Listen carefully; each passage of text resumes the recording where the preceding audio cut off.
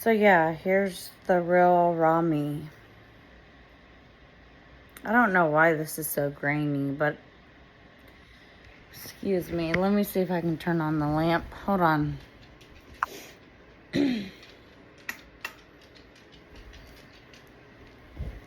There. It's not so grainy, right? Dang, my lips are so dry. Hold on. I gotta put some kind of lip gloss or something on because my lips are just so dang dry from this. We have a Arctic storm coming, or it is here. It was like negative, I don't know, freaking like, I don't know, it was negative 10 degrees today, right? So, look guys. I know the video that I put out is probably something that you did not expect. And I get it. But what a lot of you guys don't know is at the same time that I'm healing from my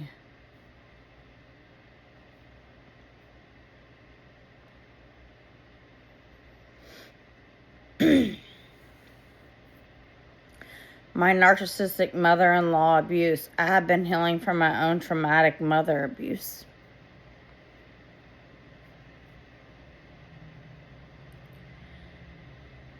And the truth of the matter is it's been super hard on me. Because I want a mom.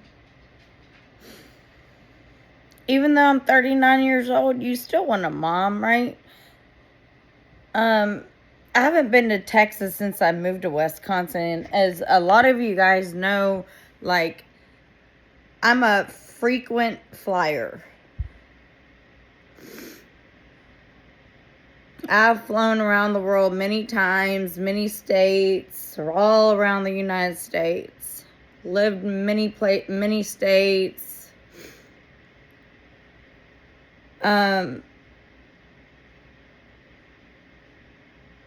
But the truth is, I just want a mom.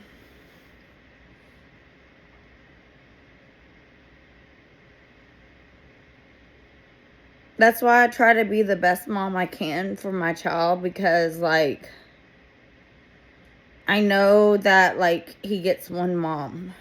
And I try to be the super mom. And it is draining, trust me. Even though I have one kid, he has ADHD, and it is super draining. It's like raising 10 children at one time, because I wanted to adopt or foster, and I can't do it right now. I will in the future, hopefully. But this is the reason why I've only had one kid. I think the main reason why is I see my mom, who had 3 children, who she completely neglected. Hindering me with a flat head as an infant, which thankfully my skull grew. Also, when I had a hernia as a baby, she couldn't figure it out because she didn't pay enough attention to me to breastfeed me enough to figure out that every time she brought me to her breasts that I was whimpering and crying, till one day she figured it out, and I have immediate surgery as a child or a baby.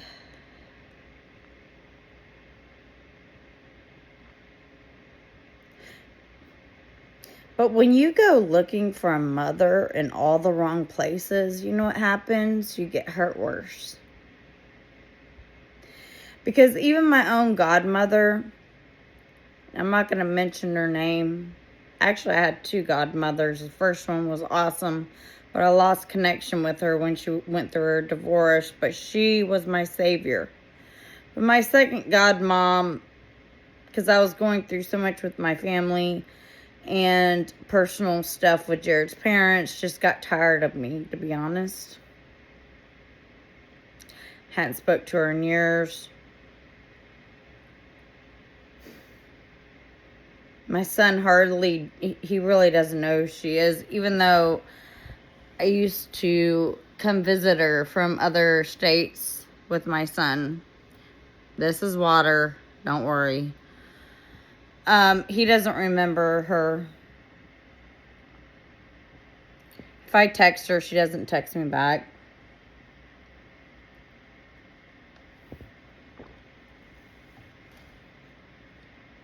Because she's just tired of the drama that surrounds my life that I don't create. Honestly, I don't create it. Other people that I know create it. And I'm trying to heal, guys, right? But it's like every time I try to have a relationship with my real mother, I get my old mother back, even though she said she changed or she's on the right medicine. Or if I told her I'm going to call your doctor.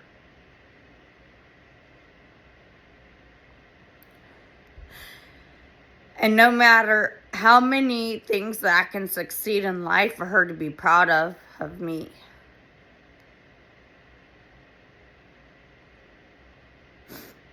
She wishes nothing but the ill of me. She's jealous and envious and torturous of my successes. Just like my mother-in-law. They both wanted us to fail.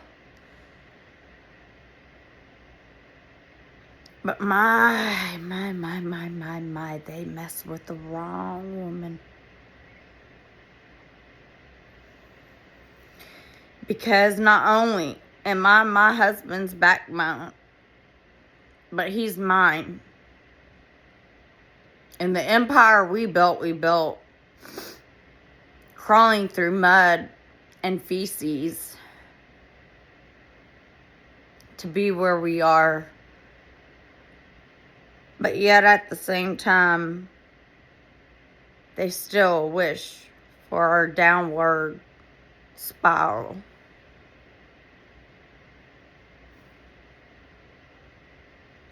I feel like my mom wants me to suffer the way she is.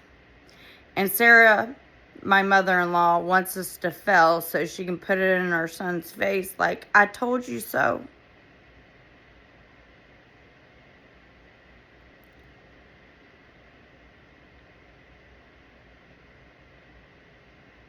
And it's like, if you're like a good human, you don't want people to go through that, right? You don't. You want them to succeed. Excuse me, let me grab a tissue. I'm sorry.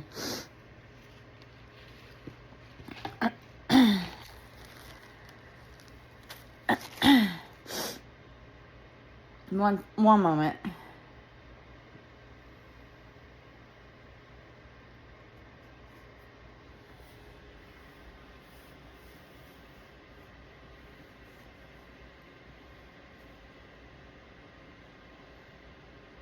But when you succeed,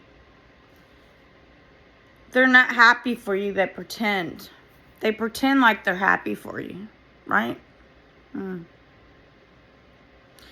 then all of a sudden they want to be part of your life because you overcame things that they put the blockage in the road for you to fail. They made sure they wanted you to fail so they can look back and say, see, I told you. I told you. Or, haha, you're suffering like I am now. How's it feel?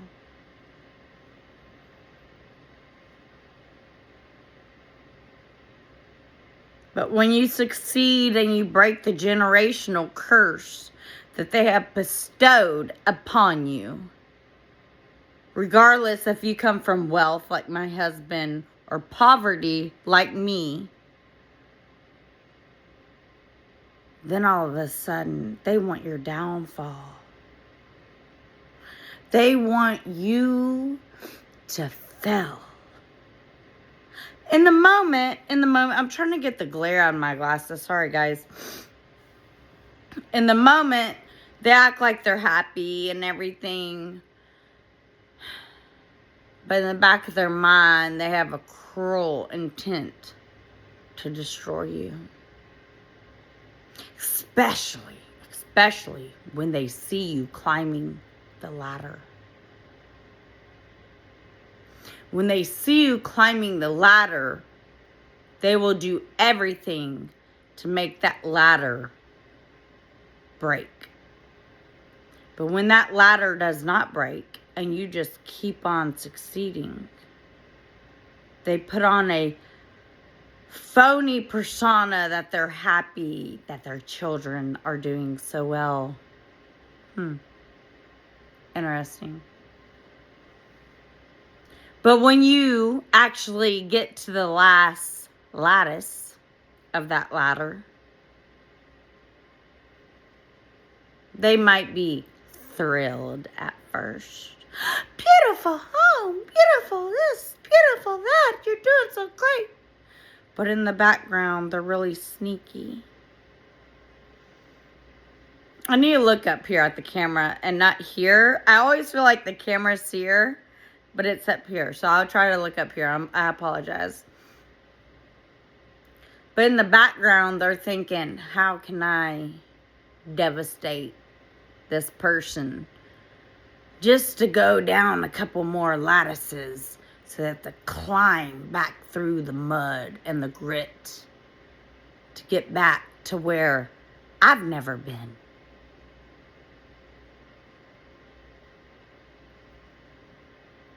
That's what I've realized. They've never been where you've been because they haven't crawled through, army crawled through the mud, the water, the grit that you've had to go through to be where you are today. They're jealous of you, your mother-in-law, stay-at-home wife, never done nothing. Not hating on stay-at-home wives if you have children. If you don't have children or they're in school, you should have a job helping your husband. I'm sorry. I'm not trying to be like anyway, but you only have one life to live, and you should do something that you love, creativity or whatever it is that you love to accomplish in your life instead of sitting on the couch spending money on Amazon or whatever. Like, I understand raising children is very difficult, especially if you have more than one. Understood. Got it. High five. That's why I work a job at a school where I can go to school after I drop my son off and pick him up after he gets out of school, because I work at a school and we get off at the same time. There are ways to find ways to be with your kid or not have daycares and things like that to have a job. It may not pay as much as your degree or whatever like mine, but it still gets you out in the real world, gets you income, helps your family, and helps, more importantly, your retirement. Because us ladies at our age, you're not thinking that far ahead. You think, oh, my husband has a 401k, my husband has this and that. No. See, we have stock market. We have college funds. We think ahead. If you're not thinking that way, then you're not prepared. You don't want to end up like my mom at 70, almost 3 years old, with no retirement, no 401k, no nothing. So this is what I think.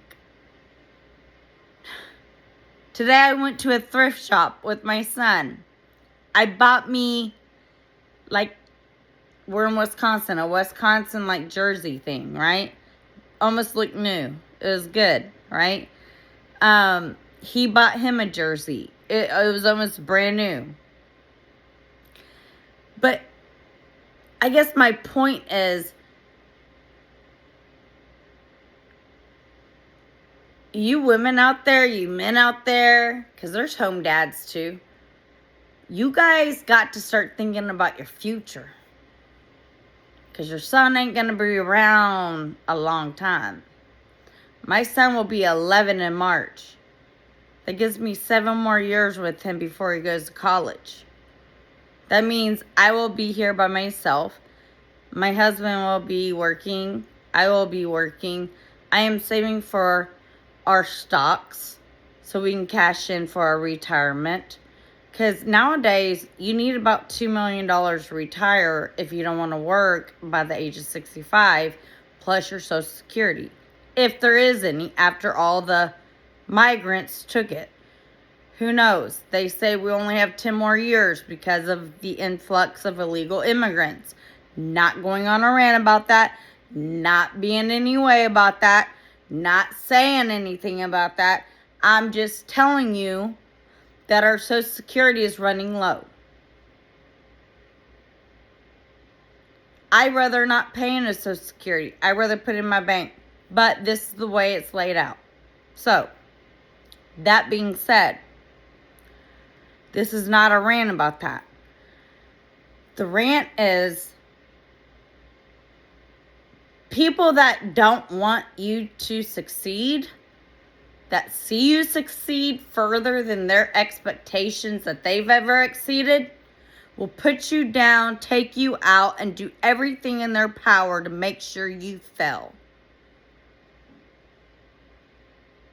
And with the blood in your body, I hope and I pray that you are prepared for the battle and the fight that you're coming up against. Don't let these people fool you to think that they're happy for you. Don't make them think that they won't sabotage what's going on in your family, between you and your husband and your children. Don't think that they won't put the D word, divorce word, into your spouse's ear. Especially if he makes more money or she makes more money than you. Because it's going to come, if it hasn't already. I'm sure it has many times. You just don't know about it. Or you may know a few times. You don't know all the times. But I'm sure you know about it.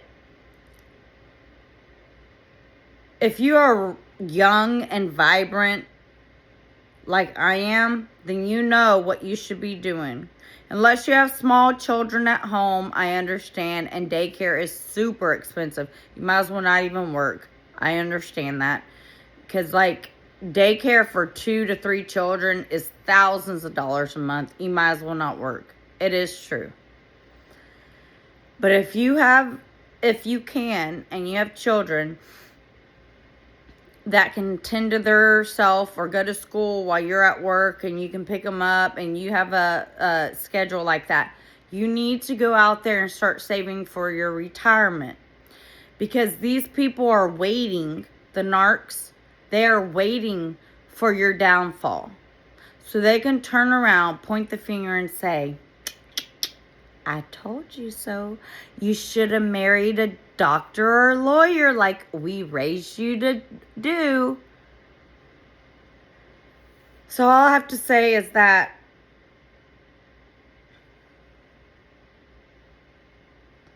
I really don't know what I have to say. Just be prepared. Be prepared in your future for things that are going to happen with your narc, regardless if it's your mom, dad, mother-in-law, father-in-law, brother, sister, whoever it is. Not everyone wants the best for you. Not everyone is rooting for you. They may act like it at the time, but these people have psychological issues that they're born with. And they're not trying to help you. And when you do need that rescue, guess what? They'll be there to rescue you sometimes. But you'll have to owe them your soul. Peace, love, and harmony. Bye.